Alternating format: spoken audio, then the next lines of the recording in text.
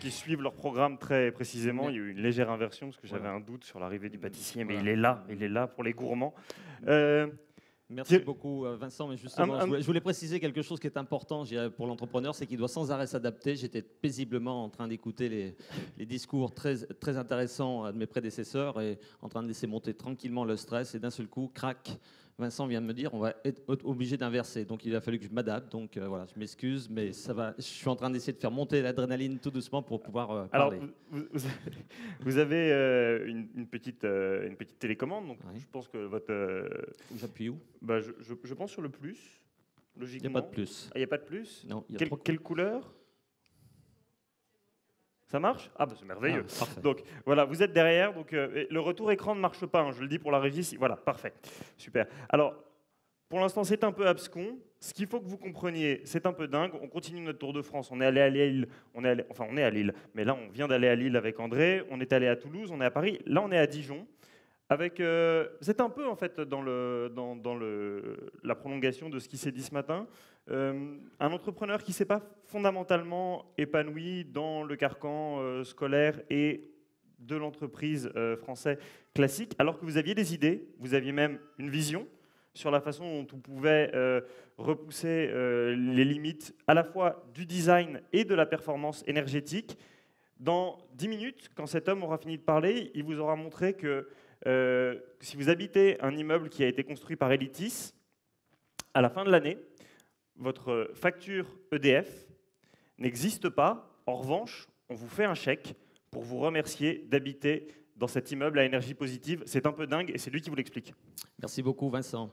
Donc, je m'appelle Thierry Bièvre, donc je suis un autodidacte, puisque j'ai simplement un baccalauréat et également j'ai créé mon entreprise avec ce niveau de diplôme. Mais moi, je considère qu'on continue à apprendre, en fin de compte, tout au cours de son parcours professionnel et que surtout, on s'enrichit, on va dire, de la rencontre des autres. Alors, Elitis, c'est une société qui, 2003, investit dans les énergies du futur. Et ce que je voudrais vous dire, c'est que si vous restez pendant les 10 minutes pendant lesquelles je vais prendre la parole, n'oubliez pas de me questionner tout à l'heure parce que nous avons fait une découverte fondamentale ces dernières années et je pense qu'il va changer pas mal de choses pour l'humanité. Donc cette découverte, j'aimerais vous en faire part. Comme on n'est pas trop nombreux, ça pourra rester entre nous. Voilà. Elitis investit dans un siège social dans une ville de province, donc versus un petit peu ce qui se passe d'habitude. On essaye plutôt sur une vision jacobine de centraliser les choses. Et finalement, en fin de compte, ce siège, eh bien, il nous rend visible du monde entier. J'y reviendrai tout à l'heure. Elitis continue à créer des emplois aujourd'hui dans une économie atone et on considère aujourd'hui qu'en agrégeant encore plus de matières grises, en mettant plus de cerveaux autour de nous, eh bien, on va pouvoir continuer à progresser. Elitis a décidé, a rêvé en 2003 de créer le premier bâtiment énergie positive au monde. Donc en 2003, on va dire c'est un rêve, c'est un vœu. En 2006, nous débutons la conception. En 2009, nous livrons ce premier bâtiment, qui est une première mondiale, alors qui n'était pas en fin de compte notre souhait. On est arrivé, on va dire, sur la ligne d'arrivée un petit peu malgré nous, parce que notre objectif n'était pas, on va dire, de faire une compétition par rapport aux grandes ingénieries mondiales ou aux grands acteurs du secteur du BTP, mais c'était plutôt, on va dire, un modèle pour nous, on va dire, de responsabilité sociétale, donc de RSE. Donc, on se sert aujourd'hui de cet outil comme développement économique, on se sert de cet outil comme développement de responsabilité sociétale, et on se sert surtout de cet outil aujourd'hui pour lutter immédiatement contre le dérèglement climatique. Alors, je vais essayer de passer, voilà. Donc ici, vous voyez une première esquisse, on va dire, qui a été livrée par l'architecte à la suite du programme, mais je ne vais pas m'étendre tout de suite, on va dire, sur la façon dont on a conçu ce bâtiment. Je voudrais d'abord vous expliquer qu'est-ce que c'est, selon moi, l'énergie positive. Et donc l'énergie positive, ma définition au sens propre dans mon secteur du bâtiment, c'est de faire des économies d'énergie et permettre à tout usager de vivre dans un local, donc que ce soit un bureau, un logement, sans avoir à payer de facture énergétique pour son confort. Donc c'est quand même quelque chose de plutôt intéressant. Au sens noble, c'est se mettre en mouvement, c'est accompagner la société, accompagner notre civilisation à muter et puis finalement cesser d'emprunter la planète aux générations futures. Et au sens économique, eh bien, pour moi, c'est une posture qui consiste à entreprendre et donc à permettre aux entreprises de se développer, et donc de créer, on va dire, de l'entrepreneuriat.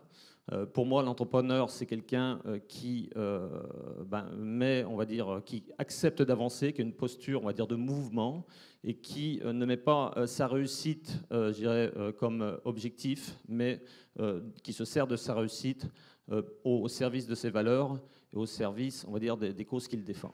Voilà. Donc, quand dans un pays, quand on finalement on mésestime l'entrepreneuriat quelque part, on va à l'encontre, on va dire, de la capacité de créer de la valeur et de créer justement des profits qui vont permettre justement de franchir les différentes étapes qui permettront à notre société de vivre plus apaisée avec la planète et puis de délivrer rapidement un habitat, puisque le secteur du bâtiment correspond à peu près à 40% de notre facture énergétique, 25% des rejets de gaz à effet de serre.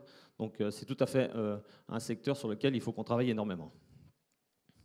Alors je vais vous expliquer, voilà, donc ça ce sont les résultats du bâtiment, mais mon discours n'est pas du tout en liaison avec les slides, vous m'excuserez, mais je vais essayer de vous expliquer pour ne pas rentrer trop dans la technique, parce que je pense que c'est important, c'est de discuter un petit peu de quels obstacles on a été obligé de franchir pour faire d'une PME qui au départ était de 30 collaborateurs, aujourd'hui 200, un des leaders de la performance énergétique dans le secteur du bâtiment.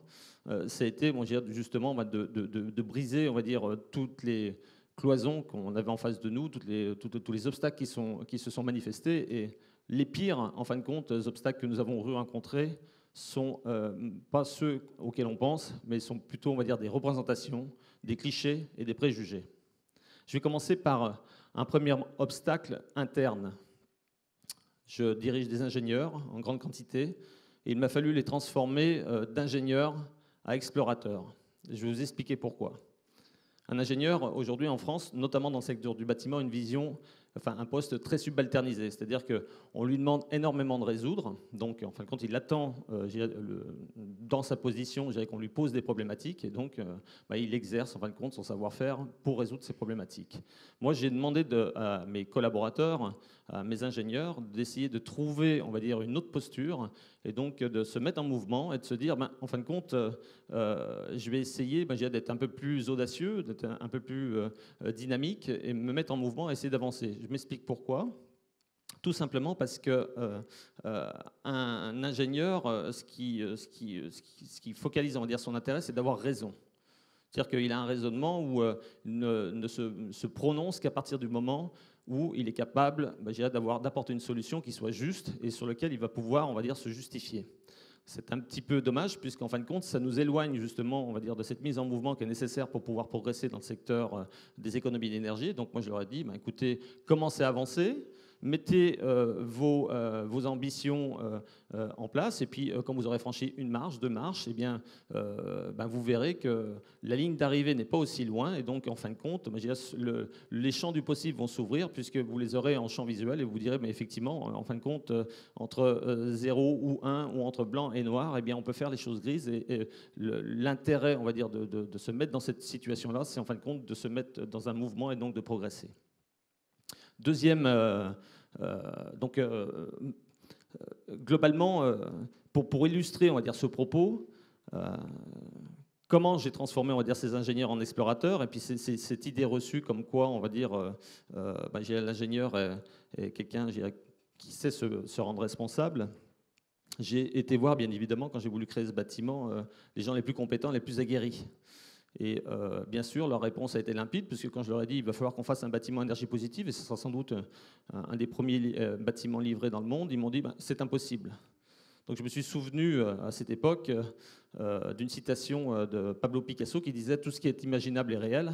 Et donc j'ai changé mon point de vue. Je me suis positionné de manière différente. Je me suis positionné depuis le bâtiment que nous rêvions et j'ai regardé en fin de compte l'entreprise. J'ai regardé l'entreprise et de quoi elle avait besoin en fin de compte pour avancer et réussir ce pari. Et je me suis aperçu qu'en fin de compte, c'était des choses tout à fait simples. C'était de l'agilité, c'était des facultés, c'était du dynamisme, c'était de la transdisciplinarité. C'était pas simplement travailler, on va dire, en vase clos avec des architectes, mais avec beaucoup d'autres métiers. Et puis en fin de compte, eh bien, ce bâtiment, il est né en première mondiale dans la tête d'ingénieurs qui avaient moins d'un an d'expérience, associés à des docteurs en sociologie. Voilà, donc on a créé une transdisciplinarité avec d'autres métiers. Ce qui est également important aussi, également comme cliché, c'est que si on avait eu à suivre les expertises ou l'état de l'art de l'époque et qu'on s'était aligné en fin de compte à cet état de l'art, eh bien en fin de compte on n'aurait pas réussi notre pari non plus. Ça n'aurait pas été possible, tout simplement parce que le législateur prévoyait à l'époque des consommations énergétiques, il prévoyait des normes qui encadraient la construction du bâtiment. Il y avait bien des recettes comme la haute qualité environnementale, mais cette haute qualité environnementale ne permettait pas de délivrer, on va dire, des bâtiments aussi performants. Donc là, c'est pareil. Pour illustrer mon propos, on a créé un nouveau système de management. La première innovation, en fin de compte, elle n'a pas été technologique dans cette aventure, elle a été managériale. On a créé un système de management qu'on a appelé le management latéral de la performance énergétique, qui nous a permis, en fin de compte, de transporter le rêve, c'est-à-dire de créer un bâtiment à énergie positive à coût standard, du programme jusqu'à ses usagers. Puisque dans le secteur du bâtiment, souvent quand on promet, on va dire quelque chose, en général on fait beaucoup de concepts, et puis à la fin, je dirais, quand on rentre dans le bâtiment, on s'aperçoit qu'il y a quelqu'un qui a été oublié, on va dire, dans la chaîne, on va dire, de décision, c'est l'usager. Et l'usager, en fin de compte, il hérite d'un bâtiment qui n'est pas toujours confortable, qui n'est pas toujours à son goût, et qui ne lui permet pas toujours de se réaliser lui-même, on va dire, à l'intérieur de ce bâtiment. Donc, pour illustrer un petit peu la différence de la norme, de la réglementation, et puis de la façon dont on manage aujourd'hui, on va dire, les bâtiments pour les rendre, on va dire, de la même facture que celui-ci, je vais vous raconter un petit peu une anecdote qui m'est personnelle, puisque je suis bourguignon, je suis épicurien, donc j'aime bien manger, j'aime bien la bonne cuisine, et voire même, je passe même au fourneau le dimanche matin. Et il y a un de mes plats préférés que j'aime bien faire déguster à mes invités, qui est la volaille de Bresse. Donc pour être sûr de faire les choses correctement et de manière scrupuleuse et de manière méthodique, comme les ingénieurs de mon entreprise, je me saisis d'un livre de recettes. En général, je prends celui de Georges Blanc, parce que la volaille de Bresse de Georges Blanc, si vous connaissez, je vous conseille de déguster. C'est très intéressant. Et donc voilà, je me saisis, on va dire, de cette recette, je la suis pas à pas. Je pèse mes ingrédients, je vais chercher la meilleure volaille, et donc j'ai la chance d'avoir encore mes parents en vie en Bresse, et donc je me fournis, on va dire, avec une bonne volaille. Mais quand je dresse, quand je passe à table, je n'ai pas du tout ni l'aspect, ni la saveur, on va dire, du plat du grand chef étoilé. Et à votre avis, la différence, c'est quoi? Donc j'ai suivi la recette, et pourtant, cette recette était très précise. Bien, en fin de compte, la différence entre Georges Blanc et moi, c'est le talent. Et donc, l'objectif du management latéral de la performance énergétique, en fin de compte, dans mon métier, c'est d'essayer de permettre à toute personne qui va approcher ce projet, qu'il soit ingénieur, architecte, usager, collaborateur d'entreprise. C'est-à-dire que moi, je crois beaucoup à la matière grise du geste. C'est-à-dire que ce n'est pas parce qu'on est compagnon de chantier qu'on n'a rien à dire. D'ailleurs, ils se sont exprimés dans ce bâtiment, et donc ils ont livré aussi leur niveau de connaissance. Eh bien, on peut, on va dire, combiner et permettre donc la réalisation d'un bâtiment à énergie positive sans que celui-ci coûte plus cher. Voilà. Je vais me dépêcher parce qu'il ne me reste plus que 3 minutes. Donc, je vais terminer, on va dire, sur le fait qu'aujourd'hui, personne ne croit, tout le monde s'accorde à dire qu'un bâtiment qui ne consomme pas d'énergie, un bâtiment qui donne plus de confort, un bâtiment qui est plus sain, ça coûte plus cher. Et donc, c'est aussi forcément technologique, c'est forcément un bâtiment auquel on met un manteau en permanence avec de l'isolation. Et donc, tout ça, c'est faux. Aujourd'hui, on peut réaliser des bâtiments, donc celui-ci en est la preuve, puisqu'il a été réalisé à coût standard. Nous n'avions pas d'argent, les banquiers ne voulaient pas nous prêter de l'argent compte tenu de la taille de nos entreprises pour le réaliser, donc il a fallu qu'on s'aligne, on va dire, sur un bâtiment, on va dire, de type standard. Et donc, on a réalisé ce pari grâce, en fin de compte, à une vision qui est totalement différente. C'est-à-dire qu'on a pris les éléments. Aujourd'hui, dans la nature, vous avez le soleil, vous avez l'air, vous avez la température, vous avez le vent, vous avez des tas de choses qui vous permettent, en fin de compte, de puiser directement de l'énergie sans la transformer. Et donc, on a conçu un bâtiment bioclimatique, je dirais, qui, en fin de compte, nous libère, on va dire, de cette addiction, je dirais, qu'ont tous les bâtiments, on va dire, à l'énergie. Et puis, on a aussi tenu compte énormément, on va dire, des collaborateurs, des usagers. en leur demandant, on va dire, leur avis et en essayant de leur livrer quelque chose d'ergonomique, quelque chose qui, de manière matricielle, influe, on va dire, sur leur comportement, parce qu'on gagne en énergie positive ce qu'on libère, on va dire, dans les représentations. Et donc, quelqu'un qui veut vivre dans un bâtiment qui consomme peu d'énergie doit aussi s'employer, doit aussi se mettre en mouvement pour qu'il puisse participer à cette aventure. Et donc, 20% des économies d'énergie dans ce bâtiment sont issues des changements de comportement et des bonnes pratiques réalisées par les usagers. Donc, c'est important à souligner. Pour terminer, on va dire, qu'est-ce que je tire, moi, j'ai un enseignement de cette expérience, c'est que c'est devenu pour moi un outil de développement économique, puisque quand j'ai commencé à rêver ce bâtiment, nous étions une vingtaine, aujourd'hui nous sommes un peu de 200. Malheureusement, heureusement, ce bâtiment, comme je vous le disais tout à l'heure, nous a rendu visible du monde entier. Donc, on a reçu à peu près 15 000 visiteurs qui sont venus à notre rencontre, des universités, des scientifiques, les plus prestigieuses du monde entier. J'ai même eu l'ambassadeur des États-Unis qui est arrivé un jour, toute sirène dehors, et donc avec son armée de garde du corps. Ça m'a un peu impressionné malgré tout. Mais en fin de compte, cette rencontre avec le monde extérieur qui est venu à nous a donné, on va dire, l'envie de nous développer. Aujourd'hui, nous commençons à nous développer en Asie, au Vietnam, en Suisse. Nous avons des contacts actuellement au Mexique, à Singapour, en Amérique du Nord. Et donc, on est en train de faire vibrer, on va dire, une profession de prestation intellectuelle qui nous permet, en fin de compte, sans mimétisme, sans standardisation, on va dire, des secteurs du bâtiment, parce qu'on peut livrer un bâtiment à énergie positive carré, rond, ovale, de toutes les formes. Il n'y a pas de standardisation, parce que la matière grise est quelque chose de totalement agile et d'utile. Donc, maintenant, je vais vous parler de ce que je vais oser, parce que puisqu'on a déjà osé, on va dire, le bâtiment tertiaire énergie positive, eh bien, on va oser réaliser, pour les citoyens qui le souhaitent, puisque ce bâtiment va démarrer en 2015, le premier bâtiment qui va permettre à ses habitants, donc c'est un bâtiment de logement, de vivre dans un logement plus confortable, plus sain, plus adapté à la société actuelle, c'est-à-dire sa flexibilité, plus généreux, connecté, sans facture énergétique. Donc une facture énergétique totalement effacée, y compris pour les usages domestiques, donc quelque chose de très important. Et puis, qui permettra, sans loyer supplémentaire, donc à coût standard. Donc je pense que ça, c'est un bâtiment qui devrait naître très prochainement. Je ne sais pas s'il était prévu de le montrer sur mes slides. Voilà. Et donc qui sera livré à Strasbourg je crois que c'est l'avant-dernière. En 2015. Oui, voilà, ça c'est parce qu'on a fait intervenir quelques sociologues. Je vais quand même commenter une ou deux photos. Je ne peux pas revenir en arrière, c'est interdit. Voilà. Bon, écoutez, tant pis. On peut toujours revenir en arrière, mais peut-être sur la galerie de street art. Oui, c'est ça que je voulais montrer, on va dire, le travail des sociologues. Voilà. Le travail des sociologues nous avait invités à essayer de faire intervenir des artistes dans notre bâtiment. Donc on a fait intervenir des artistes pour faire du street art sur les cages d'escalier, donc ce qui invite, on va dire, les usagers à plus utiliser les escaliers que les ascenseurs. Et donc bien évidemment, on obtient des économies d'énergie complémentaires. Voilà, donc ça c'est la tour mise en lumière. Voilà, ça c'est notre slogan, plus de matière grise pour moins d'énergie grise. Ça, je pense que c'est l'énergie du futur. Voilà.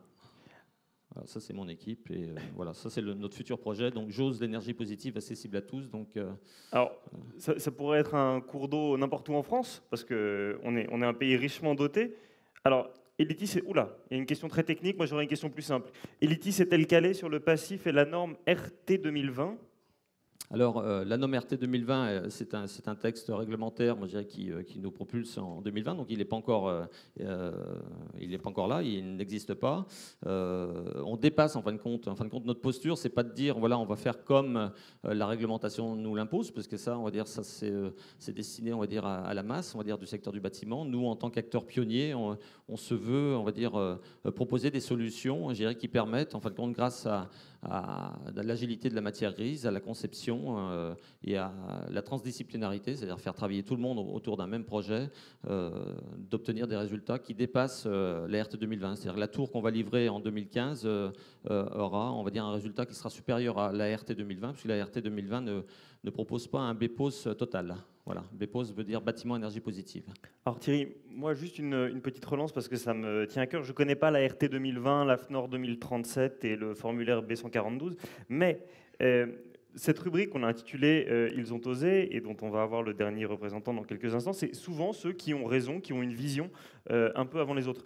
À mon tout petit niveau qui ne comprend pas grand-chose, je me dis quand même qu'aujourd'hui, on a une crise de l'énergie, on a une crise du logement. Vous nous proposez une solution qui, globalement, coûte moins cher pour la puissance publique, coûte moins cher pour les gens, ça fait des énergies, ça fait des économies considérables quand tout le monde peut voir, puisque tout à l'heure, André disait la vie vraie, sa facture EDF, GDF flambée.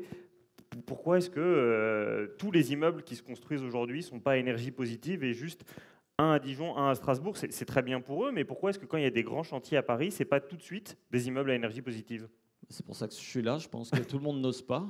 Donc j'espère que lors des prochaines éditions, il y aura plus de monde qui oseront, on va dire, l'énergie positive. Je crois qu'on est toujours, on va dire, dans le cliché, dans le préjugé. C'est-à-dire qu'on pense que puisque ça coûte plus cher, on ne veut pas s'engager, on ne veut pas privilégier, on va dire, le temps de réflexion, c'est-à-dire la recherche et développement, le partage de connaissances avec d'autres disciplines. Moi, j'ai engagé mon premier sociologue en 2006, donc dans une entreprise, on va dire, très binaire d'ingénieurs, on va dire techno, faire entrer des sociologues, ça a bouleversé quand même pas mal d'habitudes, et donc ça nous a permis un petit peu de changer les choses. Aujourd'hui, on regarde du côté de la santé, on regarde du côté de la biologie verte, de la chimie verte, et donc on essaye, en fin de compte, de se servir de l'énergie positive ou de l'économie d'énergie, non pas comme fin, mais comme moyen. L'économie d'énergie est un moyen de compétitivité, l'économie d'énergie est un moyen qui sert l'humain, au sens propre, parce qu'il lui permet, en fin de compte, d'avoir un pouvoir d'achat supérieur, et puis, en fin de compte, l'économie d'énergie, quand on utilise des énergies fossiles, ou, quand on pressure, on va dire, notre planète, et bien évidemment,